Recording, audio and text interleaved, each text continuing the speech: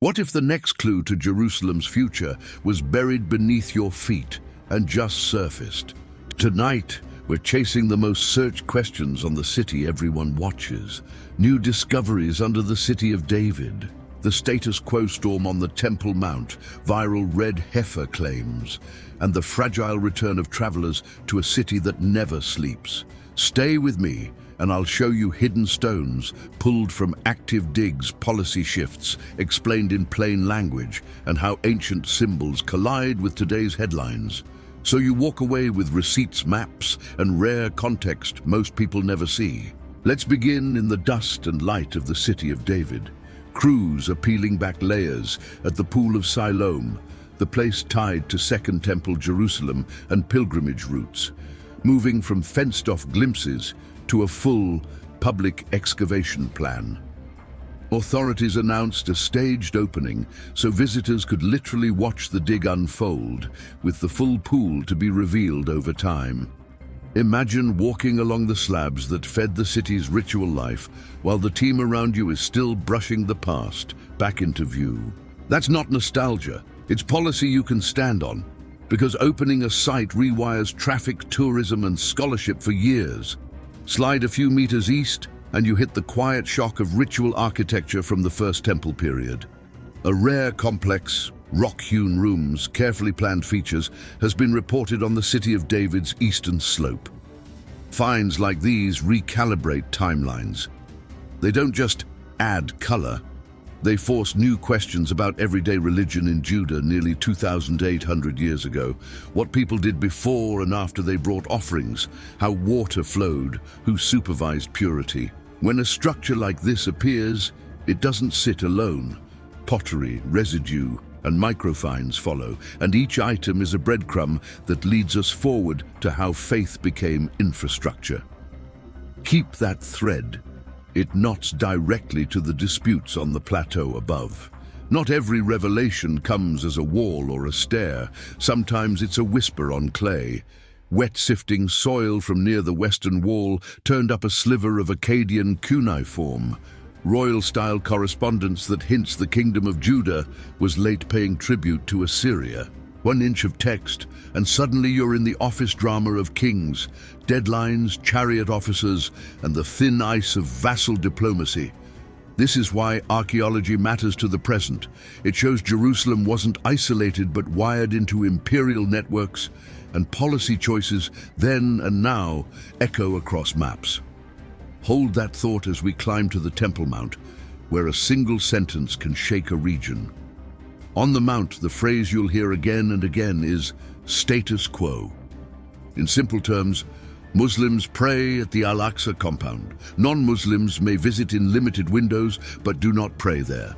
That balance, historic, legal, and intensely contested, gets stress-tested every time a public figure hints at change. When a senior minister said he prayed on the Mount, leaders rushed to say nothing had changed, because even the perception of a shift can spike tensions across borders.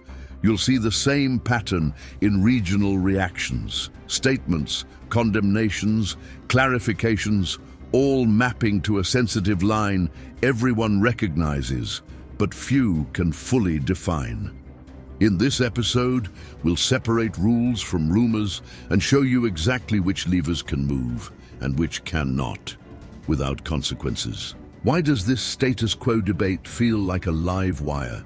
Because what happens on that plateau ripples through diplomacy, tourism, and local daily life. Recent numbers tell a story. Visitors are returning, but below pre-war peaks, and recoveries can stall with a single headline. For creators like us, that shapes what we can film, who we can interview, and how quickly the old city's quarters light up again. It's not just vibes, it's data. Monthly arrivals, hotel nights, and year-over-year comparisons that put real scale under the mood on the streets. We'll overlay those numbers with maps of access points, and you'll see which routes fill first when calm returns. Now to the viral question, driving huge search spikes, red heifers, and the Third Temple. Here's the claim you've heard. If a perfectly unblemished red heifer is prepared according to biblical law, its ashes enable rituals of purity, moving the conversation from blueprint to possibility. That language isn't internet fanfic. It comes from movement literature itself, where the red heifer is cast as the single missing ingredient for reinstating biblical purity. But there's a canyon between theory and practice, sourcing animals, rabbinic standards, logistics of sacrifice, and the legal reality of the Mount status quo.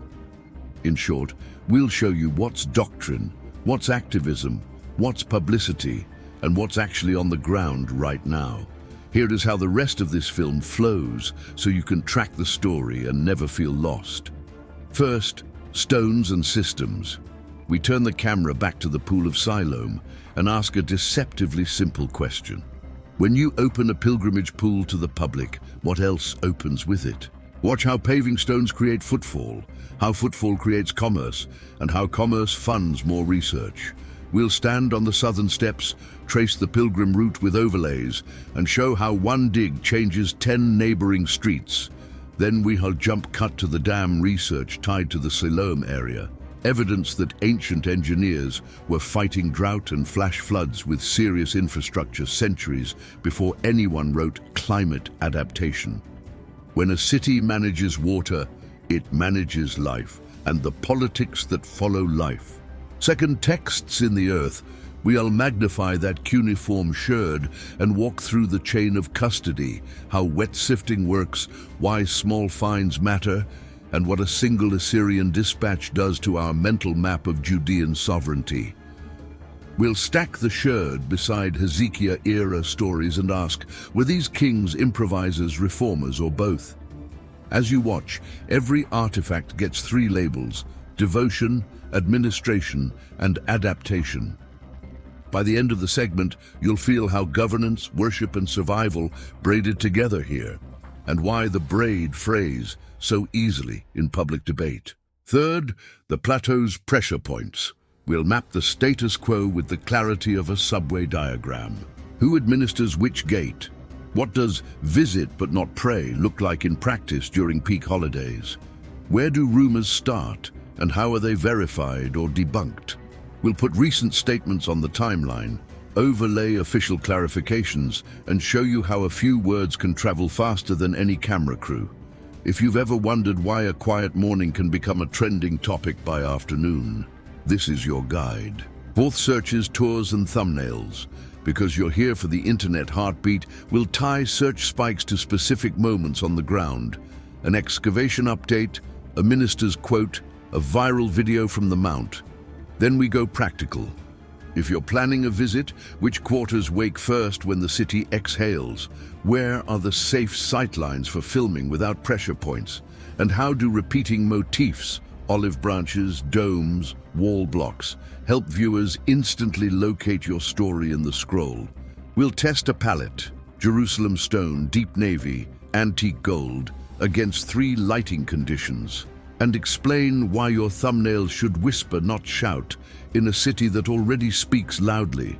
Finally, fire and ashes, a sober walk through red heifer logistics.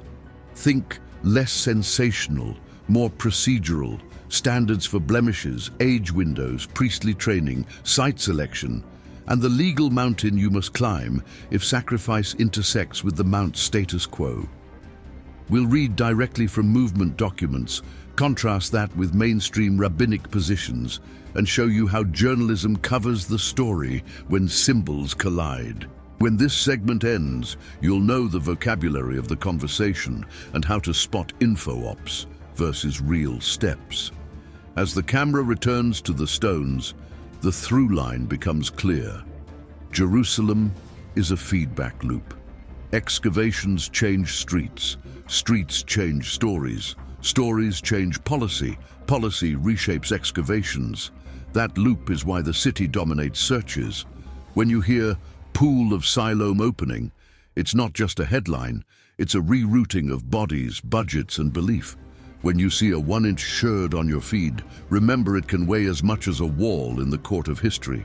And when a sentence about prayer rites trends by noon, expect the evening news to call mayors, ministers and security chiefs, because words on the mount pull levers far from the limestone. So here's the pact. If you keep watching, you won't just get updates. You'll get a working model for reading Jerusalem in real time. How to pass an excavation notice, how to translate a status quo statement, how to weigh a viral claim against law and logistics, and how to see the city's past and present moving like gears. We'll give you timelines, links, and a short list of sites to watch, so you are never at the mercy of the algorithm again. Because the next big reveal won't start with trumpets. It'll start with a trench report, a press line, a footnote. And if you know where to look, you'll hear it first.